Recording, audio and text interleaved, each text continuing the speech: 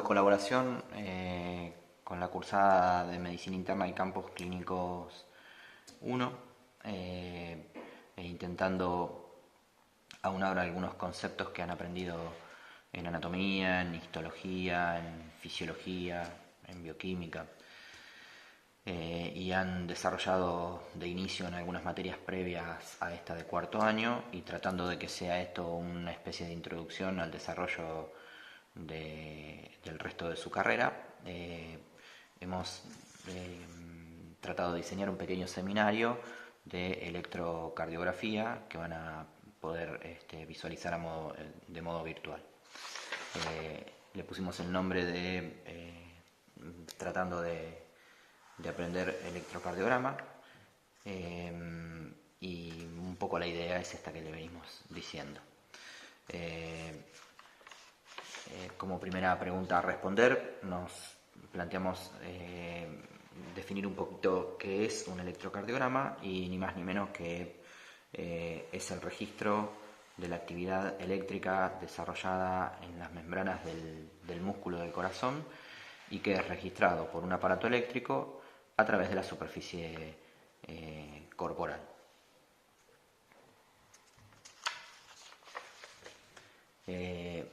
Un poco los temas que vamos a intentar refrescar, o si se quiere también desarrollar o profundizar, y que nos parecen interesantes por lo menos en esta primera charla, es ver un poquito qué es el potencial de membrana en reposo, cómo se despolariza una célula y en especial la del músculo cardíaco, de qué se trata esto del sistema de conducción y cómo lleva el estímulo al resto de las células musculares cardíacas, algunas cuestiones técnicas del equipo que deben saber, y por último cómo se traslada todo esto que venimos diciendo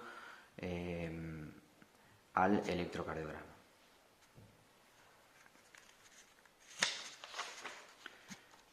Un poco para que sirva de estímulo inicial y a modo de concepto, esto es un electrocardiograma normal. Van a ver que siempre que tenemos un papel de electrocardiograma vamos a tener todas las derivaciones.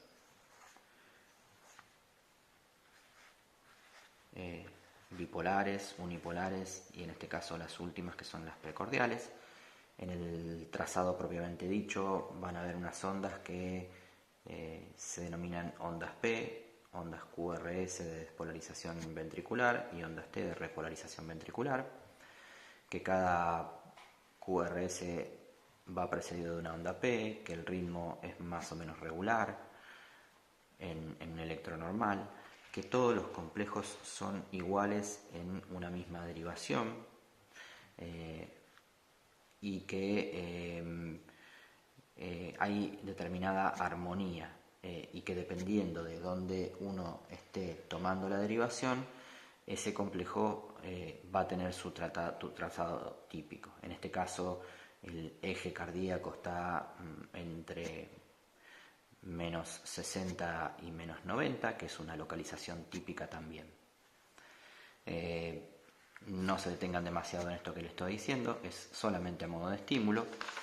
Este es un electrocardiograma donde también a simple vista uno va a ver armonía, va a ver complejos parecidos en cada una de las derivaciones, pero a modo de detalle, estos complejos QRS son anchos, demasiado anchos para lo que uno espera, y tiene complejo de bloqueo de rama derecha.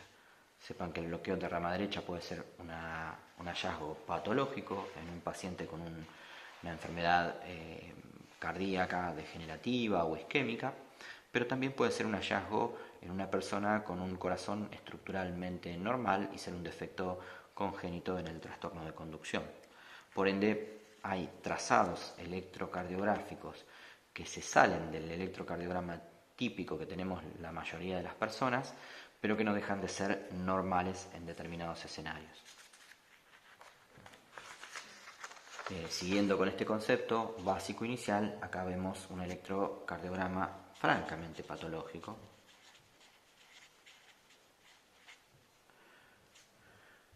en el que los complejos en una misma derivación son todos distintos, no todos los complejos están precedidos por una onda P, algunos son anchos y otros son angostos, el ritmo es total y absolutamente irregular.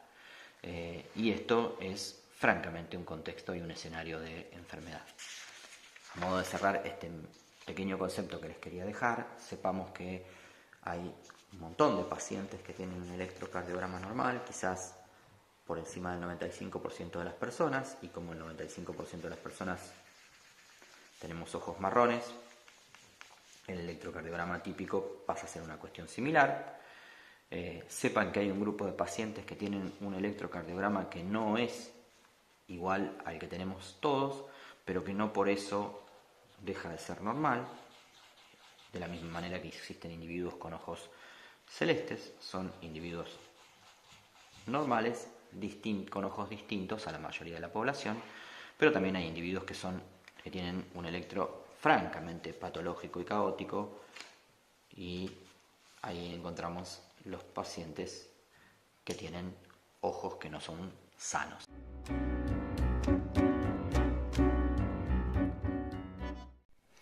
Bueno, siguiendo con el ciclo cortito de formación en electrocardiografía, vamos a explicar un poquito cómo se genera el potencial de acción. Si ustedes recuerdan, el potencial de acción parte de un nivel basal de potencial de membrana de menos 90. Por apertura de determinados canales se desencadena el potencial de acción volviéndose menos negativo o inclusive hasta positivo, y en determinado momento vuelve a recuperar el potencial de membrana basal, proceso que se denomina repolarización, para prepararse para desencadenar un nuevo potencial de acción. Definitivamente esto que dibujamos muy sencillo, e intentamos hacerlo sencillo, requiere una explicación, aunque sea cortita, que refresque algunos conceptos de lo que se llama potencial de membrana en reposo. Recordemos que el potencial que la célula tiende al concepto que se llama electroneutralidad.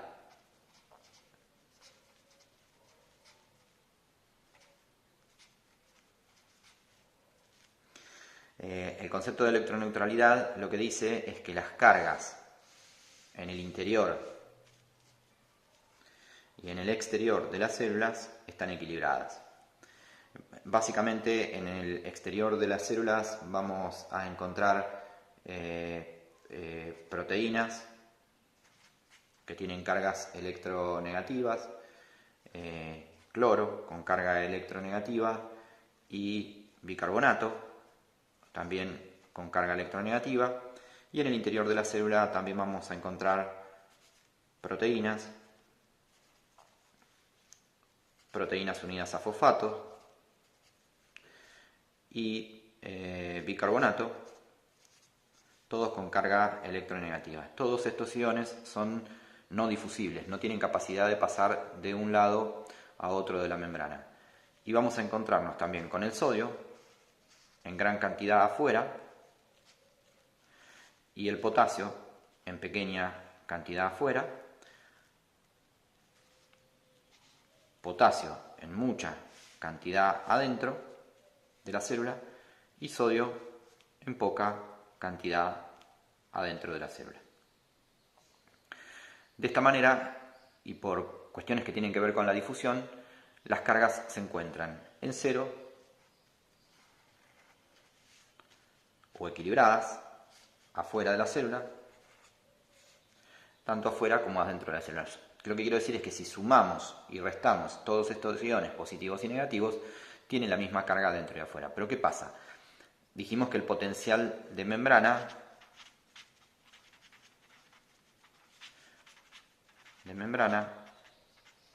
en reposo es menos 90.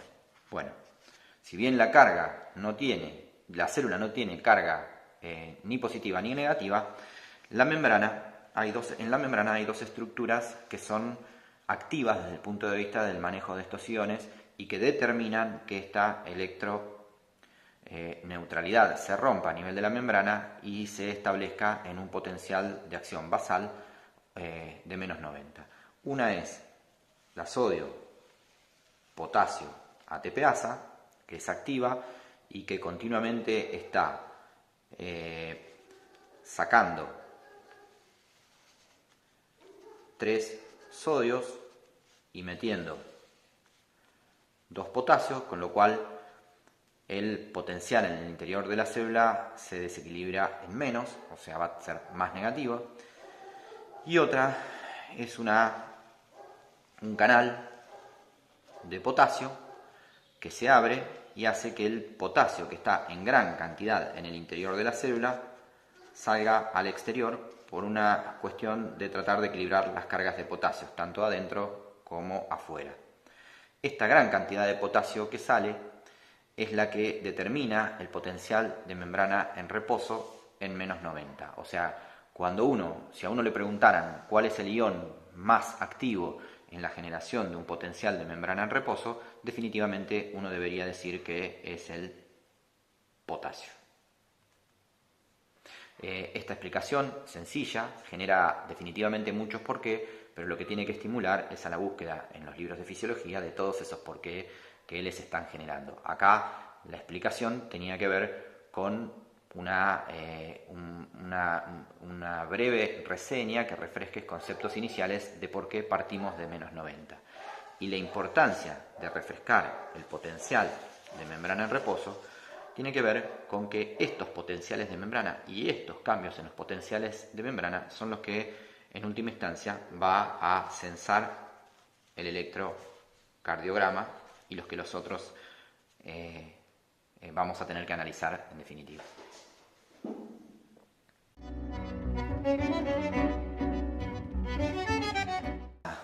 Tarea de repasar un poquito el electrocardiograma. Llegamos a una etapa en la que vamos a hablar de la despolarización.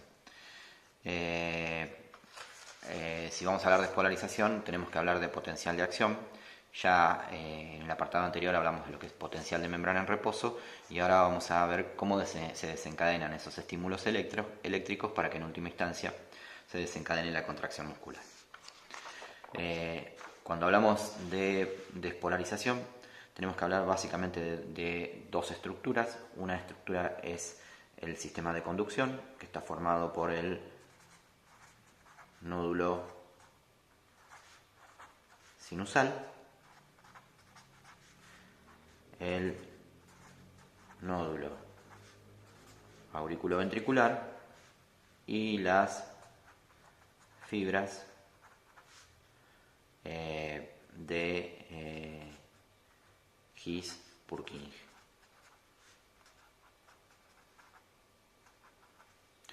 Y cuando hablamos de músculo cardíaco, vamos a hablar de básicamente dos estructuras que son las aurículas y los ventrículos. ¿Por qué separo en estas dos estructuras? Porque si repasamos un poquito, tenemos el nódulo sinusal, que está topográficamente más cercano a la aurícula derecha, una rama anterior, una media y una posterior, lo comunican con el nódulo auriculoventricular, y después el nódulo ventricular se forma el haz de His, que se divide para el lado izquierdo en una rama anterior y una posterior, y la rama derecha. Finalmente tenemos las fibras de His-Purkinje, que también forman parte del sistema de conducción. Y en el resto este es lo que sería el sistema de conducción, que son fibras musculares, fibras cardíacas modificadas, y este es el sistema muscular que está distribuido tanto en las aurículas como en los ventrículos. Cuando hablamos de despolarización de la membrana, uno tiene que hacer la salvedad de decir que la despolarización de las membranas es distinta en el sistema de conducción que en el sistema muscular cardíaco. En el sistema muscular cardíaco vamos a tener una fase 0 de despolarización, una fase 1 donde se inicia la repolarización, una fase 2 o de meseta y una fase 3 de repolarización y una fase 4 donde se recupera el potencial de membrana en reposo para prepararse para una nueva despolarización. En estas fases, en el músculo cardíaco, en la fase inicial o fase 0 o fase de despolarización, lo que se abre son canales de sodio operado por voltaje. Y esto hace que ingrese gran cantidad de sodio a la célula y hace que este potencial de membrana en reposo, que inicialmente estaba en menos 90, pase a hacerse menos negativo y hasta hacerse positivo. En la fase 1, donde inicia la repolarización, lo que se abre son canales de potasio operado por voltaje y hace que salga potasio de la célula, y este potasio que sale de la célula hace que empiece a negativizarse la membrana, pero a la vez se abren canales, se inicia la fase 2, que esto es una característica bien del músculo cardíaco, donde lo que se abre son canales de calcio, que hace que ingrese calcio dentro de la célula y hace que este potencial de membrana se mantenga en una meseta a esta altura, en un potencial positivo, y después vamos a ver el rol fundamental que juega el calcio en la contracción muscular cardíaca. Cuando se inicia la fase 3, después de este periodo de latencia, que más o menos dura 25 milisegundos, 250 milisegundos, lo que se abren son canales de potasio operados por voltaje que provocan una rápida salida de potasio dentro de la célula. La célula en el interior, la membrana celular en el interior se vuelve a ser nuevamente negativa y llega al valor de menos 90 o inclusive más, fase que se llama de hiperpolarización, hasta que se inicia la fase 4, y en esta fase 4 se pone en marcha depende fundamentalmente de una estructura activa que es la sodio-potasio ATPasa, y esta sodio-potasio ATPasa es la que recupera el potencial de membrana en reposo en menos 90 para preparar a la fibra muscular cardíaca para una nueva despolarización. Haciendo esta salvedad de cómo se despolariza el músculo cardíaco, tenemos el sistema de conducción. Recordemos el sistema de conducción: nódulo sinusal, nódulo auriculoventricular, fibra de His-Purkinje. Este sistema de conducción ya no se despolariza por canales de sodio, sino que lo hace por canales de calcio operados por voltaje, que provocan un gran ingreso de calcio en el interior de la célula. Esta es la fase 0 del sistema de conducción. Después el sistema de conducción va a entrar en una rápida fase 1 para pasar sin meseta a la fase 3. En esta fase 1, a esta altura, se cierran los canales de calcio y se abren canales de potasio operado por voltaje, que sacan gran cantidad de potasio del interior de las células del sistema de conducción, y se genera lo que se llama la repolarización del sistema, sin pasar por la fase de meseta. Fundamental en el sistema de conducción es que en este juego de cambio de potenciales de membrana se abren a esta altura unos canales lentos de calcio y de sodio, que hacen que la membrana se vaya despolarizando lentamente hasta que llega al potencial umbral y se vuelve a desencadenar el potencial de acción. Esto es lo que le da la característica al sistema de conducción de tener automatismo, y es en última instancia lo que genera el marcapaso fisiológico o natural del músculo cardíaco. Vamos a ver más adelante cómo esto estimula al resto de las células musculares, que en este caso en el corazón el estímulo es eléctrico, para que se abran estos canales cuando se despolariza el sistema de conducción y transmite esta despolarización al músculo cardíaco. Se abren estos canales de sodio operado por voltaje y desencadena la despolarización del músculo cardíaco y finalmente la contracción muscular. Volviendo un poquito al dibujo del sistema de conducción. El sistema de conducción, el marcapaso normal de casi todos nuestros corazones es el nódulo sinusal, que tiene la capacidad de despolarizarse a una frecuencia entre 60 y 90 latidos por minuto. Transmite al nódulo auriculoventricular, que se contrae a una frecuencia más o menos de 40, 50 latidos por minuto, pero como lo despolariza en un periodo en el que lo agarra en un periodo que potencialmente lo puede despolarizar, le marca la agenda, le marca el ritmo al que tiene que contraer el corazón. Cabe señalar que la única forma que tiene de pasar el estímulo cardíaco desde la parte superior a la parte inferior es a través de esta vía, porque el tabique interventricular impide en condiciones normales que pase ese estímulo cardíaco por otro lugar que no sea por el nódulo auriculoventricular.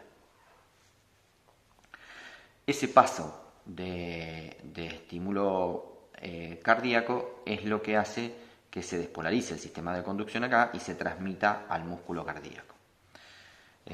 Lo que tenemos que saber es que el sistema de conducción no tiene una lectura electrocardiográfica. Las fibras son demasiado pocas para que esta despolarización, tanto del nódulo auriculoventricular como del nódulo sinusal o las fibras Purkinje, no sean leídas por el electrocardiógrafo con un cambio en el voltaje de la línea isoeléctrica. Pero cuando esta despolarización es transmitida a todas las aurículas, ese gran cambio de potencial de membrana es lo que en el electrocardiograma va a generar lo que nosotros vemos, la onda P. Eso sí va a mover la línea isoeléctrica. Después hay un retraso en el pasaje de ese potencial de acción a los ventrículos, y cuando pasa a través del nódulo sinusal y despolariza todas las fibras musculares cardíacas, tanto del ventrículo derecho como del ventrículo izquierdo, es que nosotros en el electrocardiograma vamos a ver el Q, R, S, y la gran repolarización de las membranas ventriculares es lo que nos va a marcar la aparición de la onda T.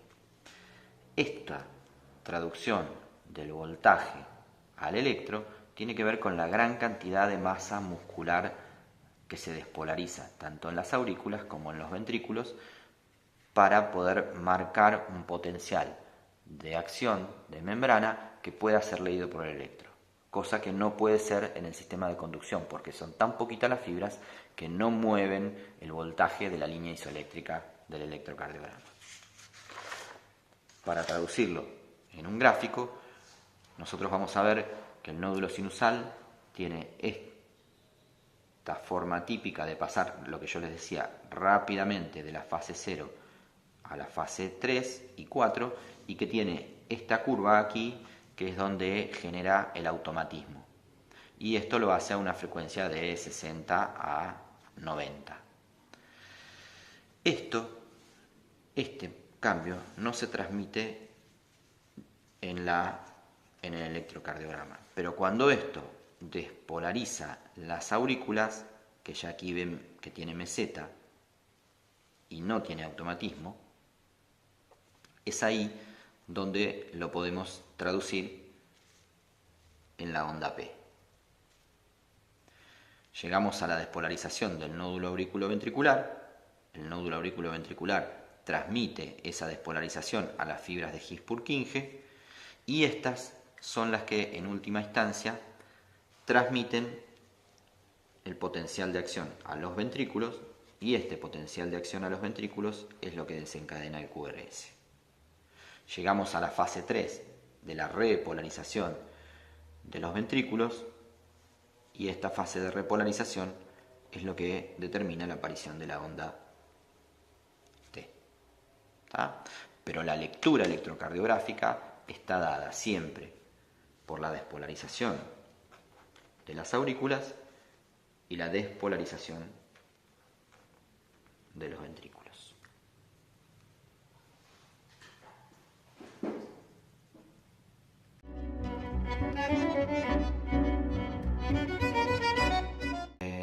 Básicamente se compone de dos elementos fundamentales, es el equipo y el papel.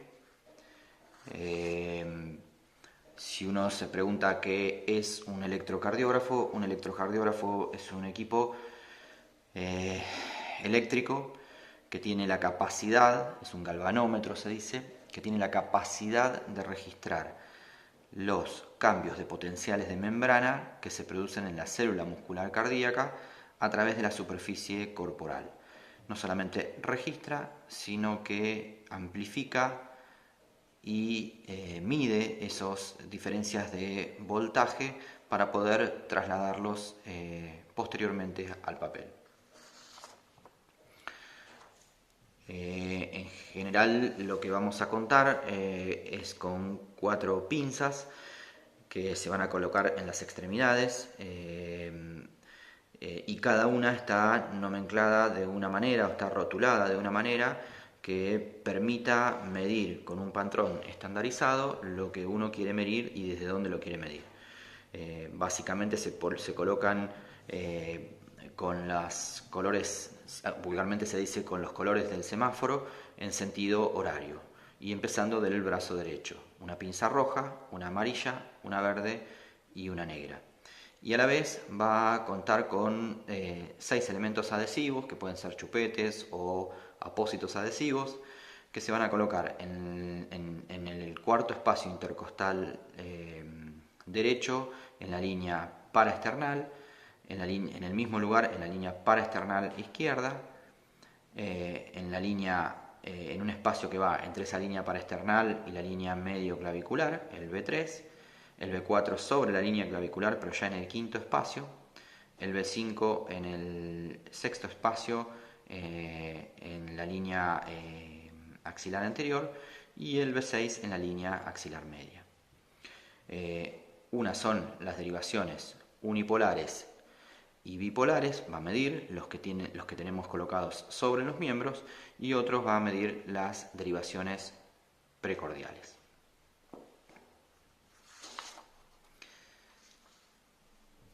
Mirado desde otro lado, podemos decir que cada derivación va a mirar al corazón desde un lado diferente. Entonces, en las derivaciones frontales vamos a tener ABR, ABL y ABF, que lo van a mirar desde la base o desde el lado derecho o desde la cara póstero superior, ABL que lo va a mirar desde el brazo izquierdo y ABF que lo va a mirar desde los miembros inferiores.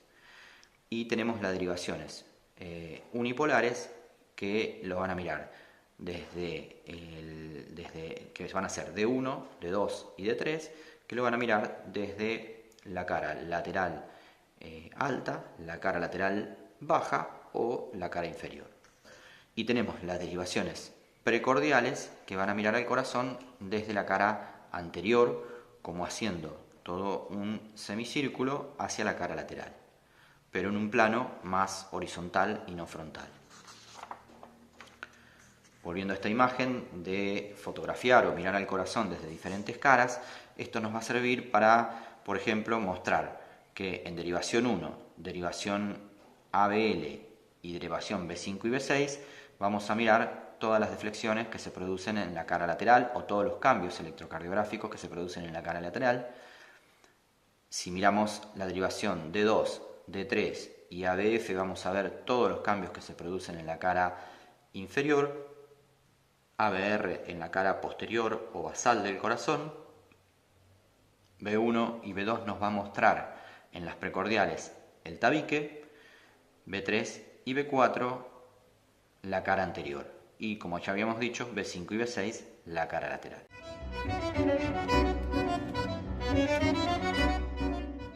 Ahora vamos a detenernos un poquito en el electrocardiograma, en el papel del electrocardiograma, y vamos a ver que el papel del electrocardiograma va a tener determinados parámetros de calibración estándar. Los parámetros de calibración estándar los vamos a ver en una deflexión que va a mostrar el electro, que tiene esta forma. En general ocupa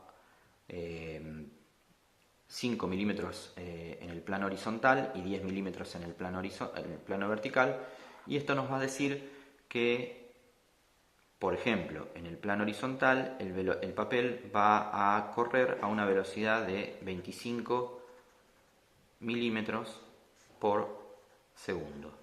Esto quiere decir que tienen que pasar 5 cuadraditos para que pase un segundo. Y también nos va a decir que cada deflexión del voltaje, cada amplitud del voltaje, la amplitud del voltaje va a ser a razón de 10 milímetros por milivoltio.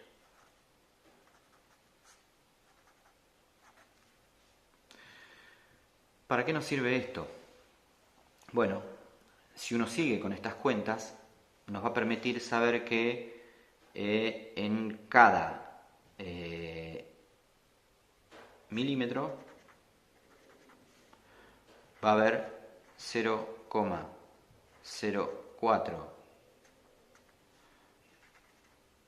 segundos de velocidad, y nos va a permitir también saber que en cada milímetro de amplitud va a haber 0,1 milivoltio de cambio de voltaje.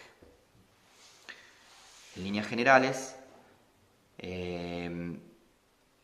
y sabiendo que estos son los parámetros de calibración del electro, esto nos permite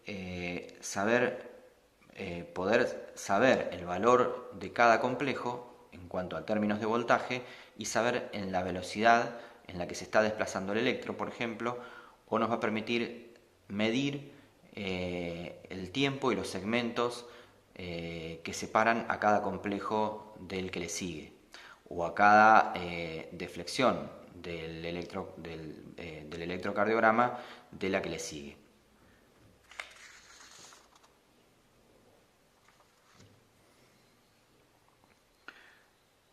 Midiendo en términos de velocidad y jugando un poquito con el equipo, si sabemos que esta es la velocidad estándar de 25 milímetros por segundo y este es el parámetro de calibración estándar que tiene un electrocardiógrafo, cuando los complejos, nosotros podemos enlentecer la velocidad del electrocardiógrafo a 12 milímetros por segundo y meter más complejos en un segundo.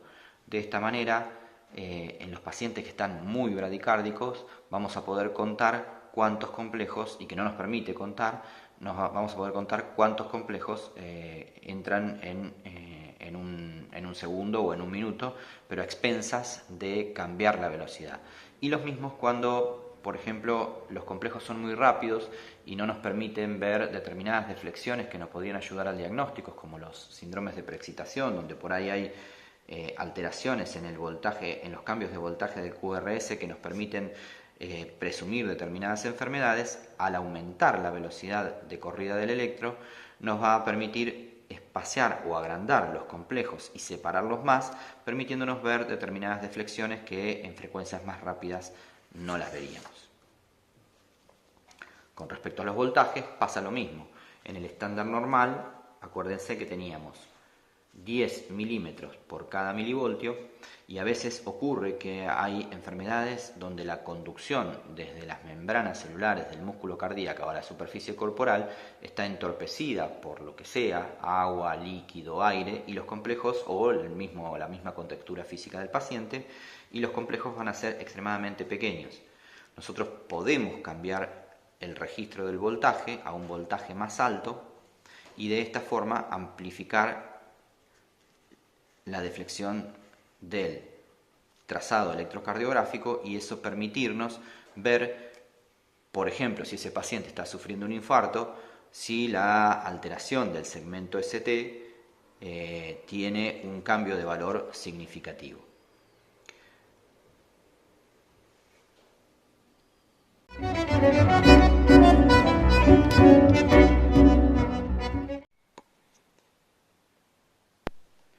Bueno, siguiendo con estas pequeñas charlas de electrocardiografía, ahora vamos a tratar de trasladar todo lo que aprendimos al electrocardiograma. El electrocardiograma, recuerdan que trataba de trasladar a un papel todos los cambios de voltaje que se registraban en la superficie corporal producidos por las membranas del músculo cardíaco.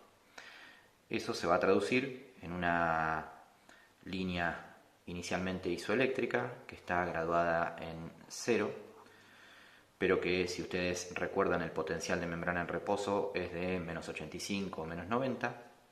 Después va a aparecer una onda P que corresponde a la despolarización auricular, un segmento PR, que corresponde al retraso que produce el nódulo auriculoventricular, un complejo QRS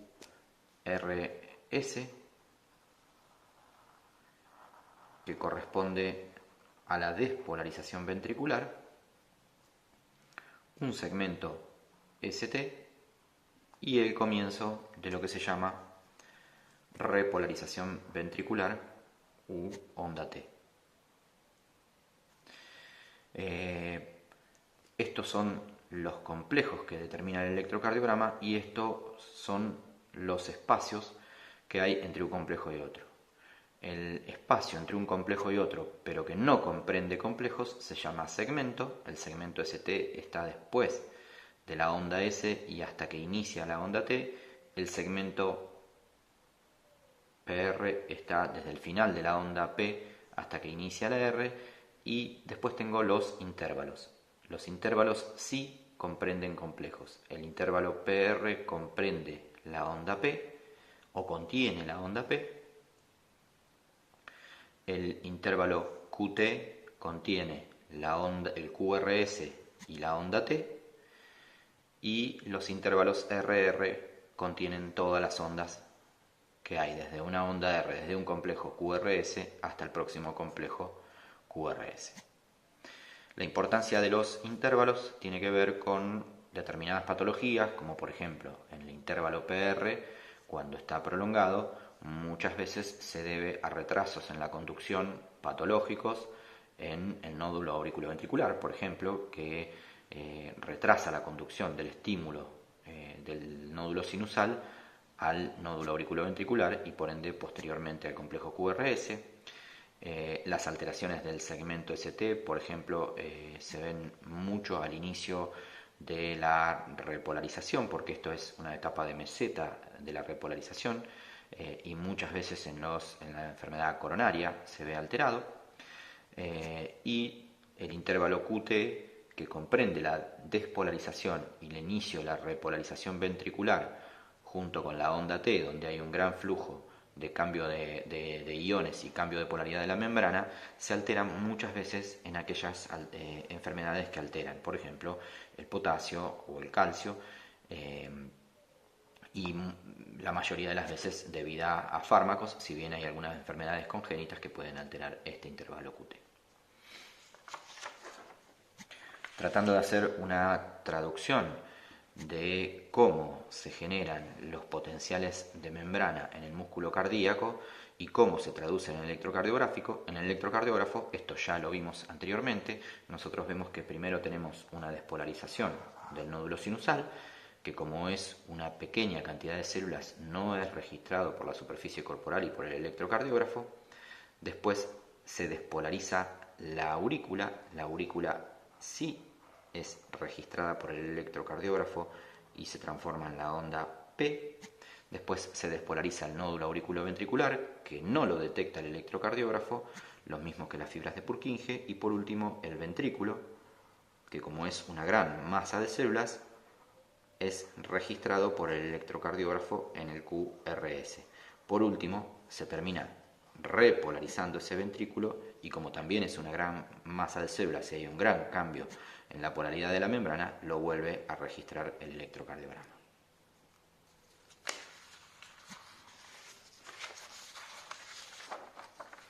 Esto es una pequeña muestra de cómo uno coloca los electrodos y en las derivaciones del plano frontal vamos a tener derivaciones bipolares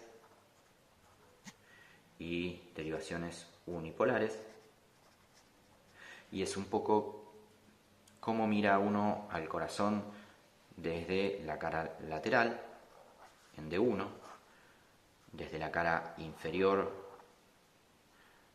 en D2, desde la cara inferior también en D3, y cómo lo mira desde el brazo derecho en ABR, desde el brazo izquierdo en ABL y desde los miembros inferiores en ABF.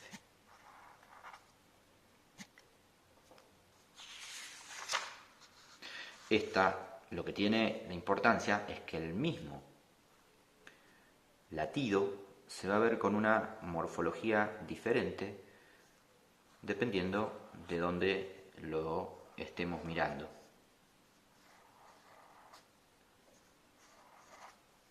Y ahora vamos a ahondar un poquito más en esta descripción. Este es un electro de un paciente y van a ver los que yo les digo. Este mismo latido lo vemos con una morfología diferente si lo miramos desde la cara lateral o desde la cara inferior, o lo miramos desde el brazo derecho, el brazo izquierdo o los miembros, o lo miramos desde la cara anterior del corazón, las derivaciones precordiales en B1, B2, B3, B4, B5 o B6.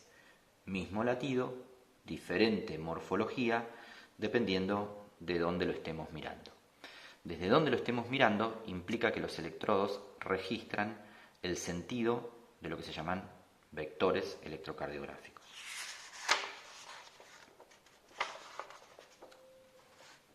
Este es un repaso de cómo miran esos electrodos puestos en el corazón. Recordemos que teníamos un electrodo en cada miembro y electrodos puestos en toda la cara anterior del tórax.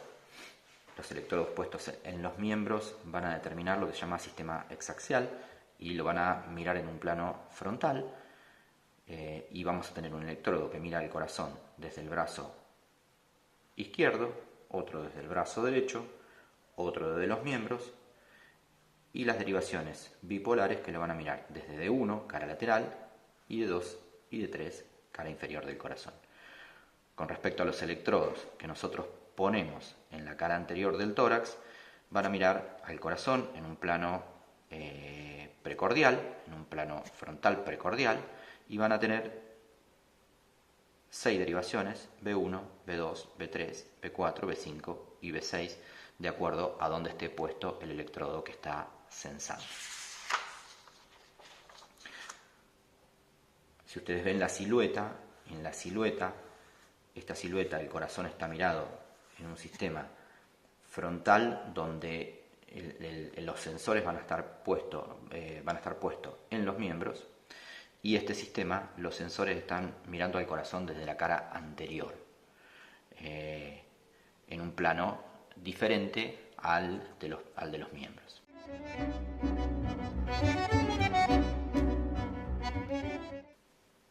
Para explicar un poquito qué es un vector es una recta que va a medir la intensidad, la dirección, el sentido y la polaridad de la despolarización del músculo cardíaco. Si nosotros tenemos un vector que tiene este sentido y lo estamos mirando desde la punta del corazón, esto va a tener una polaridad positiva acá y negativa acá. Si el sentido de la despolarización del vector resultante es en sentido al electrodo que lo está mirando, nosotros vamos a tener una deflexión positiva en el electrocardiógrafo. Si el sentido del vector que estamos registrando se aleja del sitio donde lo estamos mirando, vamos a tener una deflexión negativa en el electrocardiógrafo. Siempre mirado desde acá, este vector es positivo en el sentido que tiene y negativo en la base de ese vector. Por ende, la deflexión va a ser negativa porque se aleja del ojo que lo está mirando. ¿Está?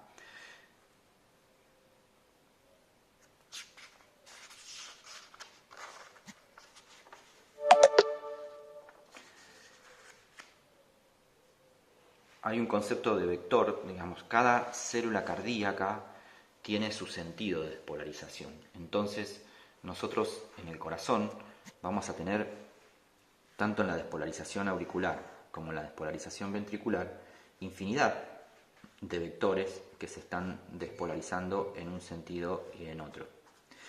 Y es la sumatoria de esos vectores la que va a dar los vectores que condicionan las deflexiones en el electrocardiograma.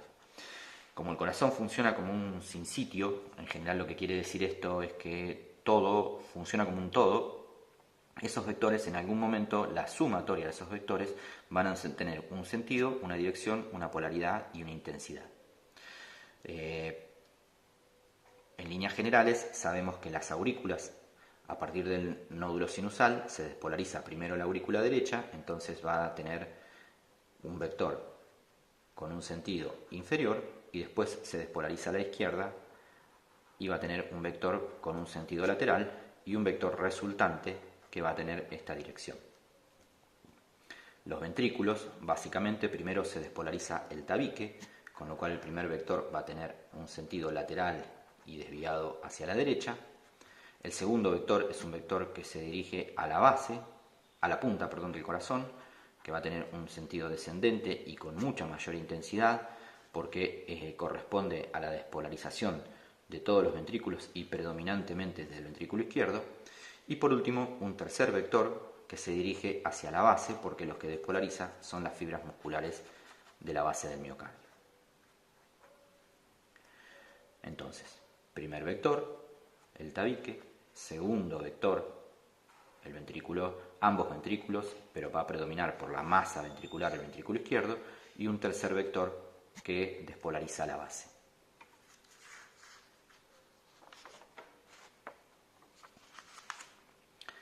¿Cómo se traduce esto en un electrocardiograma? Bueno, si decíamos que las aurículas se despolarizan en el plano frontal, primero la aurícula derecha y después la aurícula izquierda, y con un vector resultante que tiene este sentido, vamos a ver que en las derivaciones bipolares de 1, de 2 y de 3, en D1 la deflexión de la despolarización auricular va a ser positiva, en D2 la despolarización auricular va a ser positiva, en D3 también va a ser positiva, en ABL también va a ser positiva, y en ABF también va a ser positiva. Pero si miramos desde donde mira el corazón ABR, el vector se va a alejar del foco de donde se está mirando la despolarización. Y el polo positivo de esa despolarización, el sentido positivo de esa despolarización, se aleja del lugar de lectura. Por ende, en ABR se va a ver como una deflexión negativa a la línea isoeléctrica.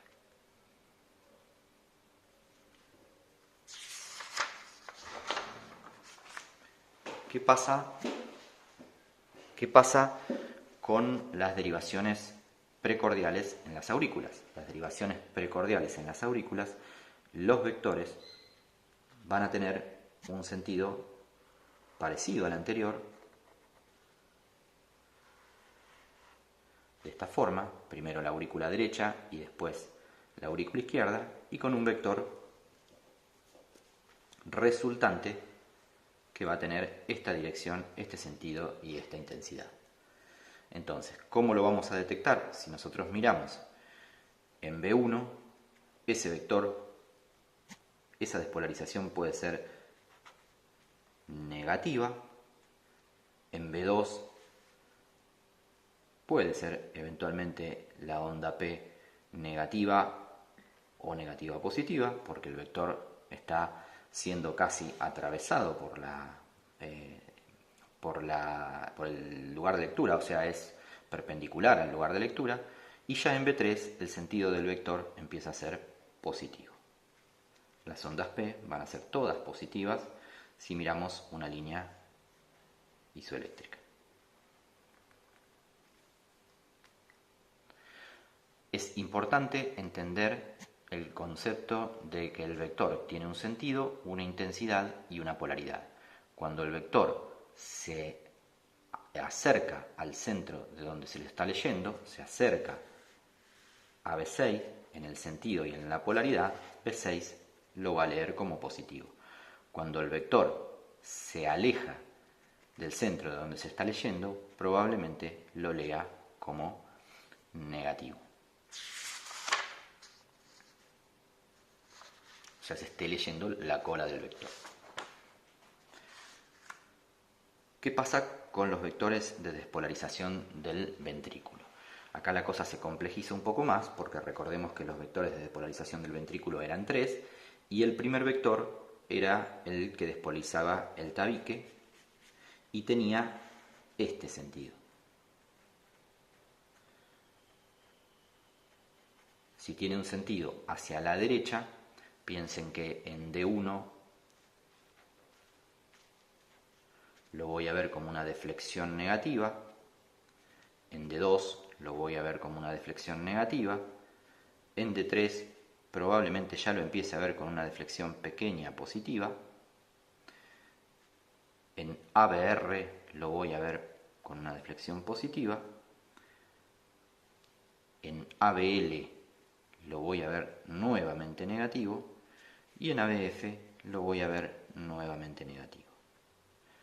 El vector se está alejando de esos centros.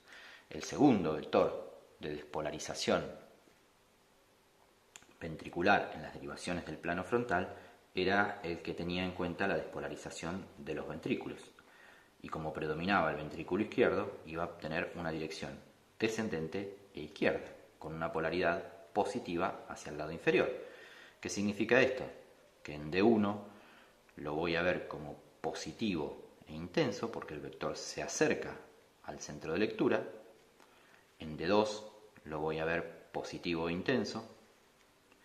En D3 lo voy a ver positivo. En ABR lo voy a volver a ver muy negativo porque se aleja del lugar de lectura. En ABL lo voy a volver a ver positivo. Y lo mismo que en ABF, bien positivo. ¿Qué pasa con el tercer vector? El tercer vector era el que despolarizaba las bases de los ventrículos. Entonces va a tener un sentido opuesto. Ese tercer vector lo voy a ver en D1 alejándose del centro de lectura, lo mismo que en D2, por ende va a tener una deflexión negativa, lo mismo que en D3, una deflexión negativa. En ABR se va a acercar al centro de lectura, por ende va a tener una deflexión positiva. En ABL se vuelve a alejar al centro de lectura, entonces la deflexión es negativa.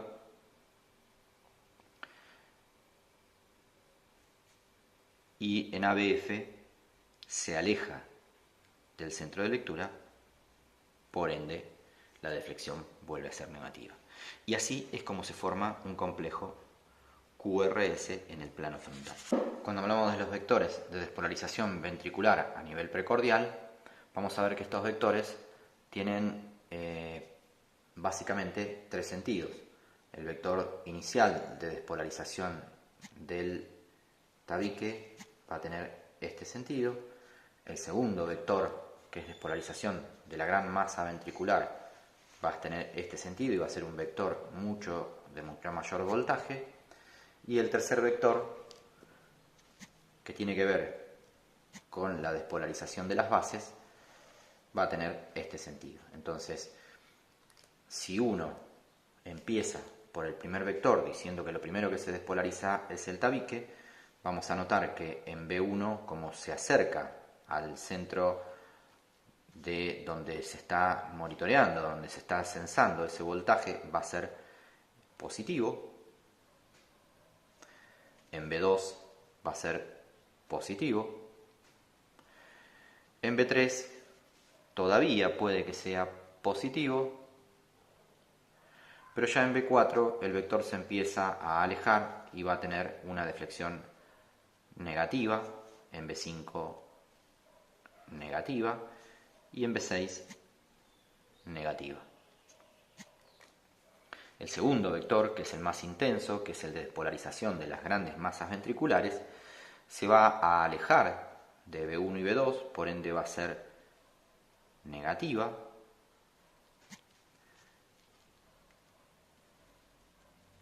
Pero ya a partir de D3 se empieza a positivizar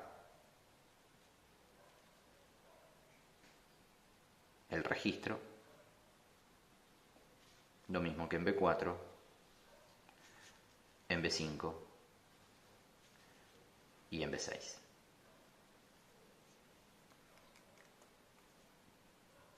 El tercer vector, que es el vector de las bases, que registra la despolarización de las bases del ventrículo, de los ventrículos, van a ver que se acerca a B1, por ende vuelve a tener una deflexión positiva, chiquita, lo mismo que en B2, y ya se empieza a alejar de B3, B4 y B5 y B6, con lo cual la deflexión es negativa. Y así es como uno va haciendo, o como el electrocardiógrafo va haciendo la lectura a partir de la despolarización de las membranas celulares del corazón y del sentido resultante de la despolarización de la gran masa de células musculares cardíacas. ¿Cuál es la utilidad de esto, de los vectores? Bueno, muchas veces uno va a cambiar el eje del corazón, o el corazón va a cambiar el eje en función de si conduce con bloqueos de rama y despolariza primero un ventrículo que otro, o si eventualmente hay un aumento de la masa ventricular, como una hipertrofia ventricular izquierda, por ende la intensidad, a lo mejor no cambia el sentido del vector, pero sí la intensidad de voltaje que registra. Otras veces vamos a tener